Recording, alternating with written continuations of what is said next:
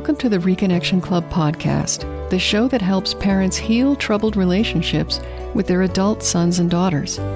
I'm your host, psychotherapist Tina Gilbertson. Each week, I'll offer you compassion, clarity, and personal development tips designed to help you reconnect, not only with your child, but with yourself. Now let's get started. How many holidays have you gone through without your estranged adult child or children this year? How many more events will have to happen without them before you reconnect? These are sobering questions that undoubtedly bring to mind how much you miss having them in your life, especially on days that others may be spending with their families. The focus of most parents in your position is on the loss of connection to their adult children and any grandchildren they may have. But perhaps because that is such an obvious source of sorrow and distress, you may spend less time acknowledging the pain of feeling disconnected from yourself. Estrangement being an ambiguous loss, it can feel as though your life is on hold. Stuff happens and you watch the days going by, but you're not really in the flow of your own life sometimes. It's hard to be in the moment when your mind is wrestling with a problem that's ongoing and for which there is no immediate remedy. And so you find yourself losing time and opportunities to create memories, not just with those who are estranged, but with others who are present. You may feel as if you don't matter to your child, and that can be devastating. So devastating that you might even forget how much you do matter. You were a person before your child was born. You mattered back then, and you still matter now.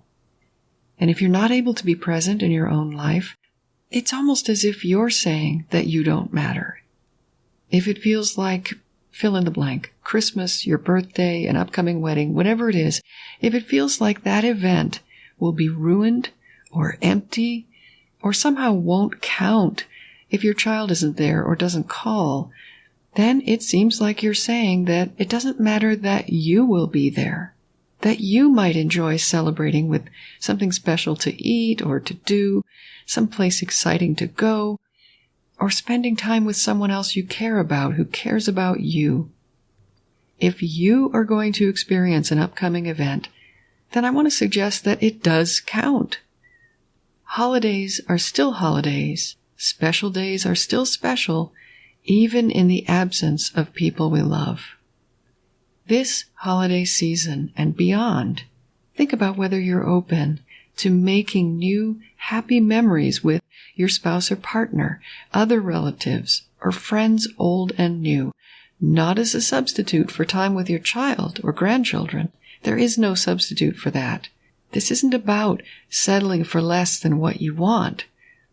This is about not wasting the one and only life that you have to live. It's about playing the cards you're holding in your hand the best you can at any given time. Your estranged adult child may not be here right now, but you are here right now. I urge you to find ways to, yes, honor the grief of their absence, but without going missing yourself. If you consciously or unconsciously opt out of any enjoyment until your child returns, you're losing time, not only with them, but from your life. Your child's estrangement isn't stealing time from you. Only you can decide whether to throw time away in their absence or to live your life. If you'd like to be more present, despite your child's current absence, one way to do that is to make sure to set aside time for grieving and thinking about your child. Rope off that time away from other activities. You may already be doing this, but may not have set an intention around it. I would plan a time and place where you have the level of privacy that you need. And then, if you find your mind picking at the estrangement at other times, remind yourself that you have that time set aside to think about it. And then show up for those times. and show up outside of those times for other activities. Emotions are a little harder to control than thoughts. So if feelings come up at inconvenient times you haven't set aside for them, it's okay to pay attention to those feelings and talk yourself through them in the manner I described in my first book, Constructive Wallowing. Put words to your feelings like, I'm experiencing a wave of sadness and dread as I picture upcoming events without my child. Notice that you're talking yourself through the feelings rather than out of them. If you do this, feelings will rise and fall in a matter of minutes. It's only when our brains get involved in ruminating and rehearsing or trying to ignore and suppress and push away, then we can spend hours and days and years trapped in emotional suffering. So do make time to think about your child and to invite those emotions around the estrangement, but also allow feelings to come and go throughout the day without trying to ignore them or push them away, and also without ruminating on the situation. So feelings are allowed, but don't let thoughts get involved outside of the times that you've set aside. Just put words to the feelings and then let them be there. Another thing you can do to make sure you spend more time in the present, especially around holidays, is to tell someone you trust that you want to get into the spirit of upcoming events, but that you might need their help to do that.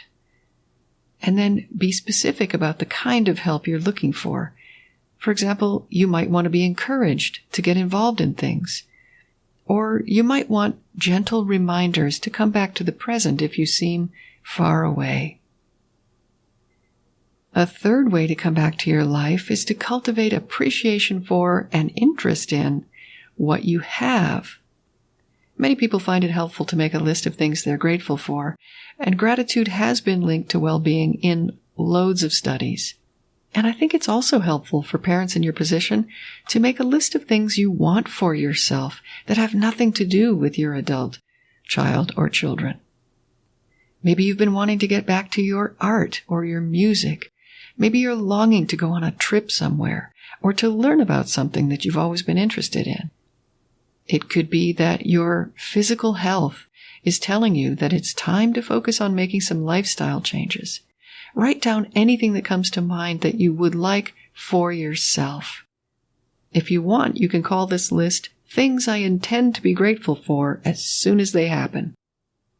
The whole idea of being present, even in your child's absence, is to become grounded again in the here and now of your actual life, rather than being a captive of the life you were supposed to have, the one where estrangement didn't happen.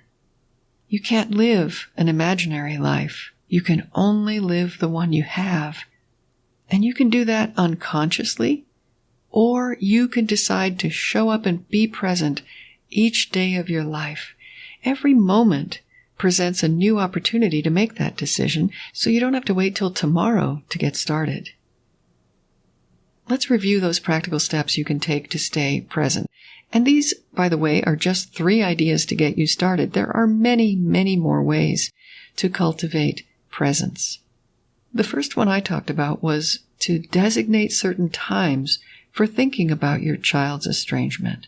And outside of those times, gently bring yourself back to what's in front of you, knowing that you have an appointment with yourself later.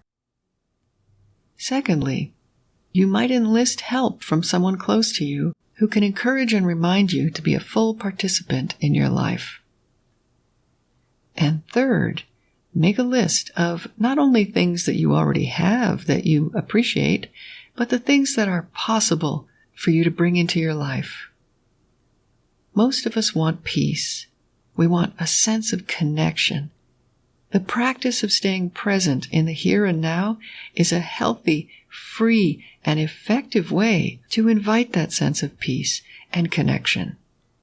Presence is connection to yourself, to the people around you, and to what's going on in your life.